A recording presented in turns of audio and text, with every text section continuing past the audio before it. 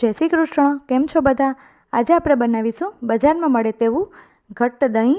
જો તમારે પણ આ રીતે દહીં બનાવતા શીખવું હોય તો આ વિડીયો છેલ્લે સુધી જોજો. તો ચાલો શરૂ કરીએ.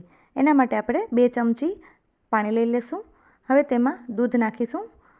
તમારે જેટલું દહીં બનાવવાનું છે એટલું દૂધ એડ કરીશું. દૂધને ધીમી આંચ ઉપર એક ઉભરો આવે ત્યાં સુધી આપણે ગરમ કરવાનું છે. હવે આપણે દૂધને ઠંડુ કરવા રાખી દઈશું.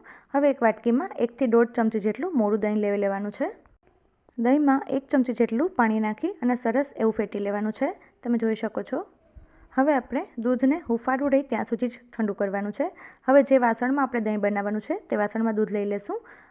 હવે જે ફેટેલું દહીં છે તે એડ કરી લેવાનું છે અને જે રીતે આપણે છાશ બનાવતા હોય તે રીતે વલોવી દેવાનું છે. દૂધને 4 થી 5 કલાક માટે ઢાંકીને રાખી દેવાનું છે. આ રીતે દહીં બનાવશો ખૂબ જ ઓછા સમયમાં અને બજાર જેવું ઘટ્ટ દહીં તૈયાર થઈ જશે.